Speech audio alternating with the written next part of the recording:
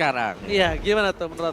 Ya kalau ya, nah kalau menurut Kolius berarti ya ini adalah dua tim yang memang punya game style yang bisa menangani waktu di meta sewaktu itu. Iya. Pada masanya ya. Pada Karena masanya. ini kita bicara bahwa itu sebelum MPL ID season ke-12 dimulai. Sekarang beda. Semua bisa. Alucard! Wuh! Ini kalau kata BTR Acel, Alucard, Alucard. Alukas. Alucard.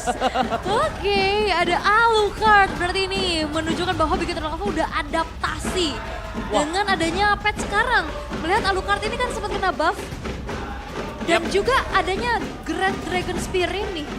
Haskell. Yes, tapi jangan lupakan bahwa Alucard juga sebenarnya ada hero yang bisa sustain ya dan bahkan menang team fight untuk hero-hero yang bisa ngepok di early game. Yap. Karena dengan lifesteal yang dimiliki oleh dia. Wow, kejutan kembali muncul. Tadi ada Gord, sekarang ada Alucard. Mampukah sebuah unique pick heroes ini akan membawa kemenangan untuk Bigetron Alpha? Atau nantinya Onyx akan bisa memanfaatkan hal tersebut untuk mencuri 1 poin? Ya dan bahkan dari Bigetron Alpha ini banyak hero-hero sisi yang mereka pegang sekarang. Dan ini agak berbahaya untuk tim Onyx sendiri. Kita tahu bagaimana hero sisinya.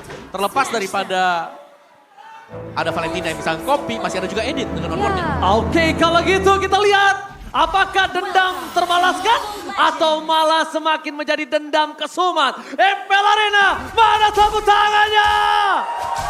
Let's go, go to the land of town. Yap, dan dengan munculnya Alucard akan berada di jungle, sedangkan Fredrin akan dilempar nih ke XP untuk digunakan oleh Super Sorizo.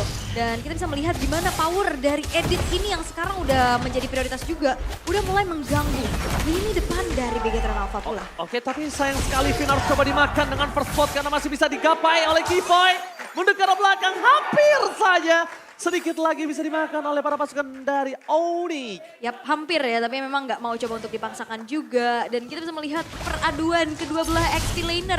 Boots ini cukup untuk bisa melakukan adanya cutting-cutting juga dengan adanya Tenacity, bahkan bikin ke arah Curage.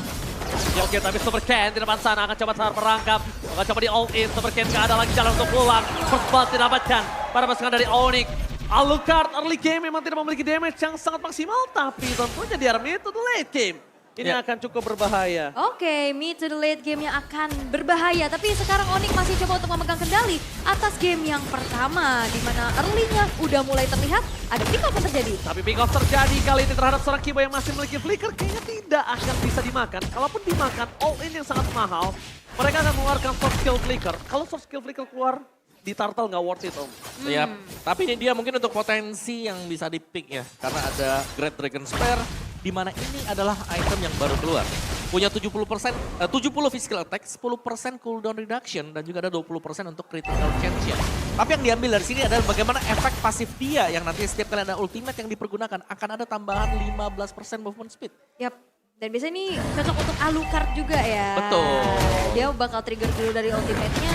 Dan untuk kali ini Super Key sudah siap untuk build altar yang untuk bisa menjawab dengan prolong team fight. Tapi nampaknya Turtle yang pertama pun sudah mulai di reset. Untuk posisi turtle kali ini itu aku bilang sih nggak sehat untuk Bigetron Alpha. Karena Bigetron Alpha mungkin akan sedikit ketinggalan yang Kiboy sudah level 4. Berbanding terbalik Super Fin masih level 3. Kalau mereka memasangkan team fight, mungkin kali ini udah harus berpikir 2 kali untuk reset terlebih dahulu.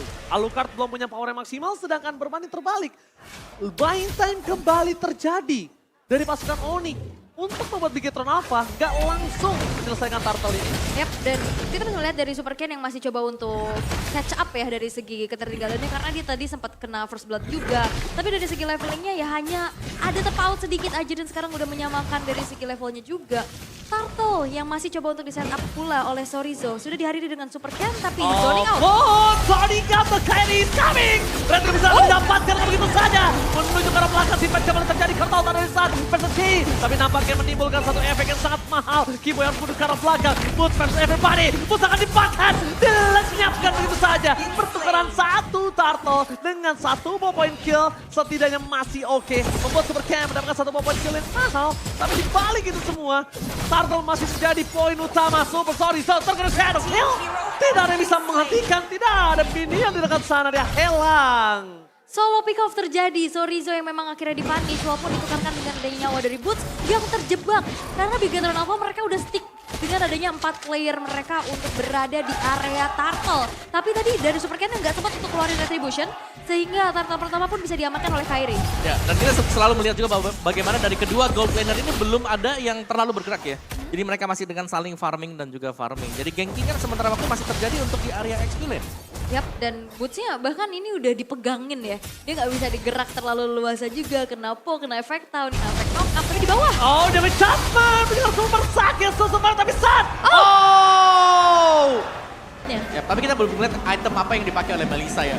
Ke critical chance kah? Atau masih tetap bermain dengan attack speed? Ya. Karena kalau dia memang mau main ke attack speed juga ya pakai Haskell bisa. Oke, tapi Ultra Danang akan membalikan kita ke Land of Dawn. Thank you Ultra Danang. Langsung kita menuju ke Land of Dawn. Ultraman maksudnya. Ultra Danang. Oke, baiklah. Tapi nampaknya tadi ada satu pergerakan di mana Super Saiyan-nya memang tumbang ya. Ada satu death yang didapatkan juga karena Sarsi udah dapetin 2 poin kill. Berarti tadi rotasi yang dilakukan oleh Sarsi ini mempunish keberadaan dari Super Saiyan. Oke, dari build-nya tadi Melissa dengan attack speed ya. Masih tetap dengan penetration juga nih untuk Beatrix dengan physical attack yang maksimal. Oke, walaupun physical damage yang maksimal tapi di depan sana. Pasukan Bigetron Alpha akan coba berkutat di arah Turtle. Kairi dibiarkan untuk melakukan clear minion. Mendapatkan gold buff terlebih dahulu. Ini berbanding terbalik dengan sosok dari Super Ken yang dia akan coba clearnya itu di dalam turret. Ketika di dalam turret tandanya ada mundur sedikit. Dan keuntungan dari Bigetron Alpha adalah tidak ada purple buff untuk Kairi. Akankah diselamatkan dengan momentum saat ini? Atau mereka akan melepaskan begitu saja? Oh no. Gue lihat Kairi dapetin purple buff dari Super Ken. Betul. Iya, nyebrang dia tadi ya. Oh, dia nyebrang. Tandanya Kairi ini nggak ada rugi sama sekali dan bahkan rugi ini di tangan dari Bigetron Alpha. Tapi sepertinya akan ada team fight terjadi. Mereka udah standby dari Super Vayne membuka tembakan. Depan sana push, akan coba ditangkap oleh Super Sorito. Setengah darah telah terjadi, semangat coba dibuka. Utility masih ditahan, tempatnya kebanggaan plus. Retribution from Kairi. Lagi-lagi mengamankan satu objek di dari Onyx. Mereka masih motivat, kembalikan kembali keadaannya. Semua berbanding terbalik. Bahkan mereka punya semua power. Mereka punya semua untuk mendapatkan Bigetron Alpha dengan Renner Apathy yang hampir saja kena. Ini tariknya ada 2 ya. Ada Yes. Keyboy, ada Shadow Stampede. Mereka punya power, mereka punya tarik, mereka punya damage dan gold. Bigetron Alpha nggak bisa berbuat apa-apa di sana. Yap, dan ini dia Thanos Prediction untuk match kita yang kedua.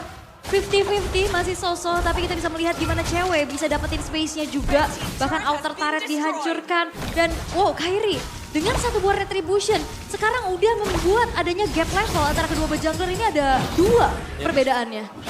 Otan, itu dia sengaja di poking damage-nya. Sengaja untuk poking damage dan dia sepede itu kalau dia akan dibantu dengan follow up dari teman-temannya loh. Dan ini membuat dari Bigetron Alpha agak sedikit buyar kayaknya karena mereka sekarang udah jalan harus bareng-bareng. Benar. Dan ini berarti mematahkan untuk jalur farming dari Super Ken. Yap. Dan di saat misalkan Super Ken pun Simpan Dogman, Boy all in menuju ke arah Super Fiend. Informasi yang telah diberikan ternyata itu buying time. Lihat di arah bottom lane. Dengan semua distraction yang dilakukan Onyx di arah River. Kairi dengan maksimalnya dia dapetin turret, dia farming lagi balik. Dan ketika dia sampai ke arah top lane, dia udah siap untuk lot berikutnya. wah, dan ada game fake by Grab nih. Alucard terakhir kali dipakai di FPL ID Season 8 sebanyak 5 kali picks dengan 3 pengguna. Yaitu Albert, Jisa, dan Sally Boy dengan win rate 60%. Dan itu udah 5 season yang lalu. Tapi kalau misalnya kita kembali kepada gamenya, balik lagi dengan adanya Alucard, power split push atau yang bisa ngejalanin lane jauhnya ini agak sedikit terhambat ya Om. Yap, karena memang ya sekali lagi dengan one way ticket mereka harus berhati-hati dan split pushnya yang menjadi makanan sekarang. Onyx mereka memaksimalkan bagaimana usage dari hero mereka. Hayabusa yang selalu split push, Hayabusa yang selalu bisa melakukan harassment masuk ke dalam jungle seorang diri. Ya, kalau misalkan Super Ken mau maju pun dia harus kasih badannya. Betul. Dan ini ada 2 potensi untuk menarik dari Super Ken tersebut. Dan sekarang nampaknya ada fight nih. Oke, tapi langsung ada play keluarkan Super Fiend dengan onward yang dimiliki. Hilang begitu saja. Masih ada Total September. Cewek tidak ditumbakin. Tapi para pasukan dari Bigetron Alpha mereka juga harus melihat di mana para pasukan dari Onyx memasang team fight yang selanjutnya. Saat dalam baiting. Ketika saat ditumbangin, Kairi is coming. The latter shadow kill. Itu dia. Sandwich Gaming sudah melihat double kill. Such hanyalah sebuah beat yang dimakan oleh Bigetron dan diselesaikan oleh Kairi. Job desk Kairi hanya eksekutor, memakan 2 poin kill, membuat mereka free lord dan no cashback for this time. Yes, dan ini adalah memang tipikal dari jelasan ya dengan power baitingnya yang dia miliki. Ya dan bahkan dia ada langsung ke bottom lane dia karena udah pasti jelas Oh. menang. Oh, happy birthday Super Ken! Permainan Wesker yang sudah lama kita tidak lihat. Super Ken langsung tumbang turu di depan sana. Wow, yes itu dia. Power pick off jelas dipegang oleh Onyx tadi dengan adanya Divine Judgment juga. Di lini depan mereka punya Glue yang juga nge-distract. Ini berdua bersama dengan Sansa kan masih belum ada jawaban yang pasti. Karena memang Melissa ini multiple shot tapi tidak mudah untuk bisa cepat menumbangkan Boots. Iya, apalagi ekstra kerja keras juga kalau Yes. misalkan ada altar yang selalu tepat waktu untuk nge-backup pemain-pemain dari Onyx. Dan balik lagi tanpa adanya power untuk bisa ngejalanin split push dan juga lane jauhnya, ini udah mulai terbengkalai. Iya. Sekali dari Melissanya ataupun dari Fredrin yang ikutin fight, itu bakal bisa di-split oleh Kairi. Ya dan bahkan oke, Melissa adalah marksman yang mandiri, ada go away-nya tapi Shadow Kill tetap masuk ke dalam. Iya, karena itu nggak kelihatan kan Betul, Shadow. Shadow udah nempel duluan. Siap gak menabrakkan dirinya juga, tapi untuk kali ini Lord yang pertama bakal coba untuk dimanfaatin 10.000 perbedaan di menit yang ke-10. Bigetron Alpha, mereka harus mencoba untuk menjaga asa mereka untuk bisa melakukan comeback. Oke, tapi nampaknya di arah bottom lane, Ghost Game telah terjadi, dapatkan keyboard terdeteksi begitu saja. Masih coba untuk menahan, tidak mau terlalu terburu-buru, ternyata itu hanyalah sedikit gerakan. Oh, Reda dapatnya from cewek. Kali ini belum dikeluarkan dan langsung ini minus pension. Perubahan 1 poin kill yang sangat mahal, ditambah dengan 2 poin kill. Kertal dari sana, Kairi menjelaskan super sakit dan untungnya terbagi 2. Tapi sayangnya, damage-nya terlalu sakit. Ini bencana. Onyx berhasil memporak-porandakan Bigetron Alpha di game pertama dengan sangat cepat tepakan. Double kill dari cewek Wah. menutup game pertama. Perbedaan 12.000 gold, perbedaan atribut yang sangat timpang. Even pun itu di depan mata adalah sesosok roamer, sesosok tank, itu bakal bisa dimudah untuk di meltdown oleh pemain-pemain Onyx. Dan potensi split push, objective power, Onyx bisa mengamankan game yang pertama dengan begitu cepat. Ya, dan bahkan terlalu cepat mungkin ya. Belum ada perlawanan sama sekali tadi dari Bigetron Alpha.